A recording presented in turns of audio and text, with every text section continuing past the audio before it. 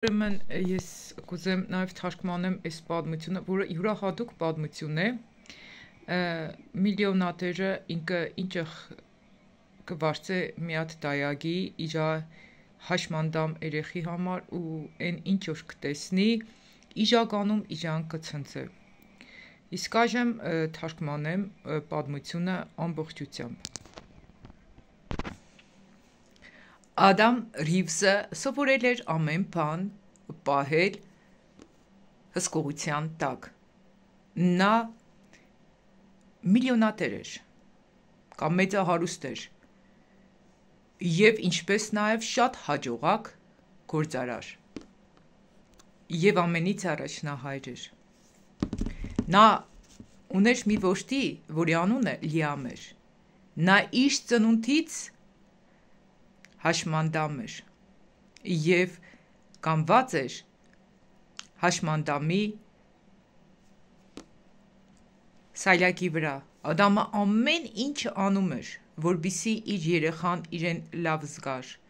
բայց աշխատանքը չափից դուրս շատ ժամանակ էր իրենից խլում։ Դրա համար էլ նա մտածեց, որ պետք է վարձե դայակ։ Եվ երկարատև փնտրտուքներից հետո նա գտավ մի աղջկա, որի անունն էր Էմմա, և նա իրեն թվաց շատ բարի և անկեղծ։ Բայց երեխային նրան վստահելը մի քիչ վտանգավոր էր։ Դրա համար, որպեսզի համոզվեր, որ ճիշտ ընտրություն է կատարել, նա տանը տեսախցիկ է տեղադրում, որպեսզի հետևե բոլոր իրողություններին տան մեջ կատարվող։ Եվ մի քանի օրից հետո նա նստեց և նայեց այն բոլոր ձայնագրությունները, ինչ արել էր նա։ Եվ նա այնինչ տեսավ, թե ինչպես էր երեխայի հետ վարվում Էմման, ուղղակի նրա սիրտը սեղմվեց։ Նա տեսավ, ինչպես Էմման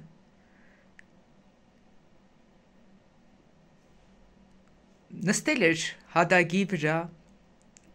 իր տղայի Լիամի հետ, ուրախ նրան պատմում էր, հետո նրան տանում էր պտտեցնելու այգում։ Ու այնքան մեծ ուրախություն ու ցնծություն կար նրա աչքերի մեջ։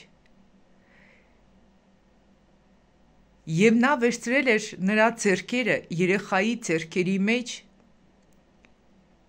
և խաղում էր նրա հետ, նվագելով նաև դաշնամուր։ Նրան ամենից շատ գրավեց նրա որդու Լիամի երջանիկ դեմքը, ինքը այնպես էր ուրախանում անկեղծորեն։ Ու տղամարդու Ադամի աչքերը կարծես տեղից դուրս թռավ։ Ամեն օր Էմման դառնում էր իրենց ընտանիքի մեկ մասը։ Ադամը հաճախ էր աշխատանքից ուշ վերադառնում, որովհետև նստում նայում էր այն բոլոր տեսանյութերը, որոնց տեսախցիկն էր նկարել։ Եվ նա տեսնում էր, թե ինչպիսի սիրով ու հոգատարությամբ է նա պարուրում Լիամին,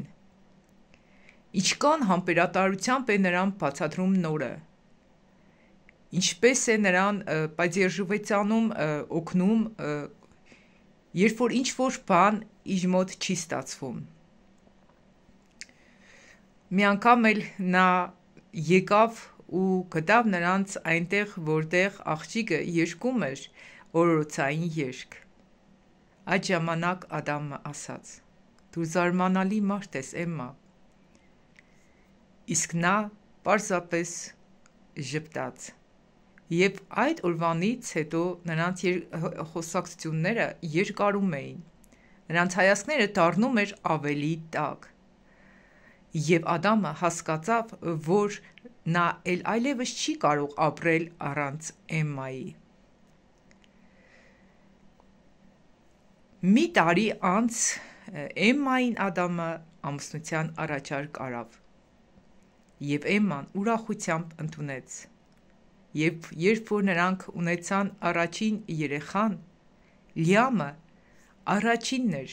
որ բռնեց նրա ձեռքը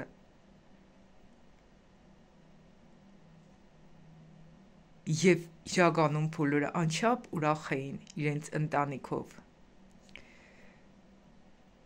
որտեղ կար մեծ սեր, և Ադամը հասկացավ, որ ավելի լավ է մարդ ունենա մի հոգի, որը ամբողջությամբ նվիրված է քեզ, քո ընտանիքին և քո կյանքդ դարձնում է ամբողջական արժեքավոր, քան թե ունենալ միլիոններ։ Ահա թե ինչպիսի հետաքրքիր պատմություն էր, որը ցանկացա այսօր կիսվել ձեզ հետ, սիրելիներ։ Սիրելիներ, ուրեմն կուզենայի նաև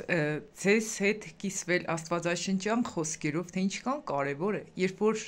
մեզ ինչ-որ աշխատանք են վստահում, լինենք հավատարիմ, որովհետև հավատարմությունը միշտ բարձր կվարձատրվի։ Ու այդ խոսքերից կից կարդամ Եփեսացիս 6-րդ գլխի 5-ից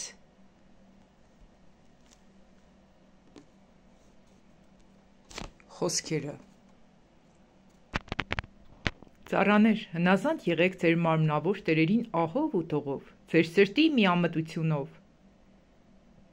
որպես թե Քրիստոսին, ոչ թե մարտահաճոյի պես աչքի առջև ծառայելով, ապա Քրիստոսի ծառաների պես սրդանց Աստծո կամքը անելով, հոժարությամբ ծառայելով, որպես թե Տիրոջը, ոչ թե մարդկանց, գիտենալով, որ ամեն մեկը ինչ բարիք որ անե, նույնը Տիրոջից պիտի ընդունե, թե ծառա լինի և թե ազատ։ Սիրելիներ, ուրեմն մենք տեսանք, որ Էմման իրականում այնքան նվիրված էր իր աշխատանքին, որ ինքը կեներ այնպես ինչ որ Հիսուսին, շատ նվիրված, ու Ադամի ուշադրությունը հենց այդ բանն էր, որ շատ խորությամբ գրավեց։ Դուք էլ, եթե Աստված ձեզի աշխատանք է վստահե, նվիրվածությամբ բերեք, ու եթե դուք ձեր գործերի մեջ հաջողություն չունիք, միգուցե պատճառը նվիրումի պակասն է։ Սկանը, ինչ որ ես այսօր կուզենայի կիսվեի ձեզի հետ, Եփեսացիս կաշտացի 5-րդ գլխի 5-ից 8 խոսքերը։ Մնացեք մեզի հետ, հետևեք մեր ալիքին, հույսով եմ, որ այս պատմությունը նմանապես շատ օգտակար եղավ ձեզի։ Հիշեք, հավատարմությունը, նվիրումը միշտ մեծ գին ունի։ Հավատարիմ մարդուն դու չես կրնա իրականում վարձատրես։ Սկանը, սիրելիներ, լավ մնացեք։